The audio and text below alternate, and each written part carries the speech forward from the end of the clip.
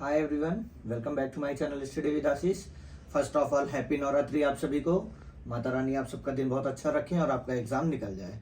तो चलिए आज हम आपके सामने इस वीडियो में बात करने वाले हैं केवीएस इंटरव्यू के लिए इंपॉर्टेंट डॉक्यूमेंट्स के लिए।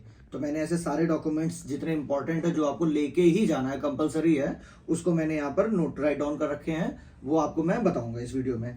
तो चलिए, अगर आप चैनल पर नए हों तो वीडियो की शुरुआत करने से पहले चैनल को लाइक शेयर सब्सक्राइब कर दीजिएगा।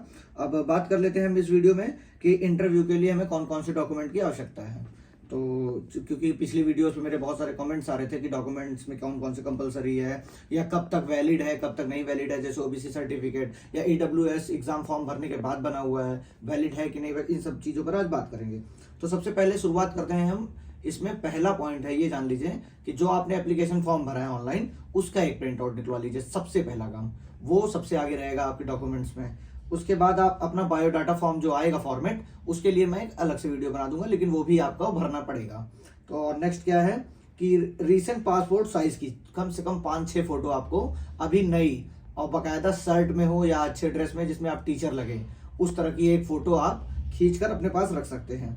अब क्वालिफिकेशंस की बात कर लेते हैं, किस चीज़ की, मतलब कौन कौन से डॉक्यूमेंट्स आपको कंपलसरी ले ही जाना है वहाँ पर। तो 10th की मार्कशीट हो गई, मार्कशीट के साथ सर्टिफिकेट भी उसका मिलता है, वो भी ले जाना है।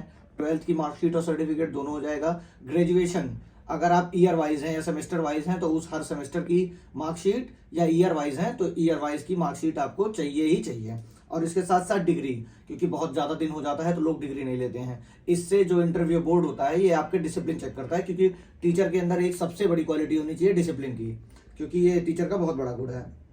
इसके साथ जिनकी डिग्री नहीं होगी वो उसको प्रोविजनल बनवा ले, जो भी इशू नहीं हुई है, नहीं तो जाकर अपनी यूनिवर्सिटी से लेकर एक डिग्री अपनी आ जाए, वो बहुत आसानी से मिल जाएगी। वहाँ पर कुछ फीस होती है 100-200 रुपये, 500 रुपये, वो आप जमा करके आराम से अपनी डिग्री पा सकते हैं।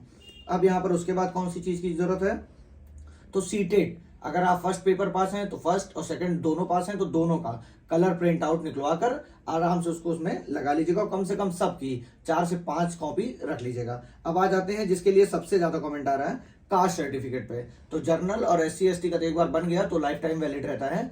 यहाँ पर मेन मुद्दा है ओबीसी का और ईडब्ल्यूएस का।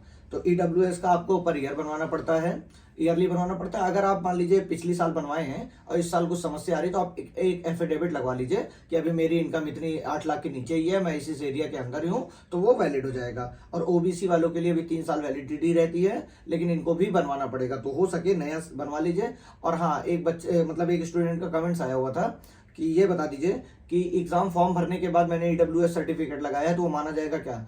तो ये जान लीजिए जिस दिन तक केवीएस की ऑनलाइन डेट थी और जिस दिन तक उसका फॉर्म भरा गया है लास्ट डेट तक, उसके बाद अगर आप बनवाए हैं तो चाहे आप ओबीसी सर्टिफिकेट बनवाए हों या किसी भी प्रकार का सर्टिफिकेट, वो काम आपके नहीं आने वाला है किसी भी कीमत पे। अब यहाँ पर जान लीजिए डोमिसाइल का सभी का लगेगा, जर्नल हो कोई भी हो, सबका डोमिसाइल सर्टिफिकेट लगना अनिवार्य है। तो ये आपका कितना भी पुराना हो चल जाएगा, अगर नहीं है आपके पास तो आप तुरंत बनवा लीजिए। और पीएच वाले जो हैं 40% प्लस वाले, वो अपना एक बार जाके नए तरीके से सीएमओ से वेरीफाई करवा लें, एक उनकी सिग्नेचर करवा के कि हाँ ये अभी भी स्थिति यही है। तो ये हो गया पीएच वालों के लिए। और अगर आप पीआरटी के लिए दिए हैं और बीएड बीटीसी दोनों कर रखे हैं तो क्या ज्यादा आपको रखना सही रहेगा। तो देखिए पीआरटी में आप रख तो सकते हैं बीएड को भी, लेकिन मेरे अकॉर्डिंग अगर मुझे रखना होता तो मैं बीटीसी की मतलब डीएलएड की मार्कशीट और डिग्री लगाता, क्योंकि वो पीआरटी के लिए एकदम परफेक्ट है। और बहुत सारे विवाद भी हैं बीएड और बीटीसी की मार्कशीट या डीएलएड की मार्कशीट पे, इसलिए आपको सीधे सीधे डीएलएड की मार्कशीट अगर पीआरटी के लिए जा रहे हैं तो, वरना और किसी चीज के लिए जा रहे हैं तो आप बीएड की मार्कशीट उसमें लगा सकते हैं। जो अभी राइट मतलब करंट कंडीशन में गवर्नमेंट जॉब है तो या अगर वो तो मेंशन किए हैं तब उनको एक एनओसी अपने डिपार्टमेंट से लेके जानी पड़ेगी। एनओसी और रिजाइन में अंतर होता है, ये आप समझ लीजिएगा। जितने भी गवर्नमेंट जॉब वाले हैं उनको एनओसी एक ले ही लेनी है अपनी। अगर आपने मेंशन किया और नहीं मेंशन किया है तो कुछ भी करने की जरूरत नहीं है, शांति से आके आप अपना इंटरव्यू लीजिए, सिलेक्शन लीजिए।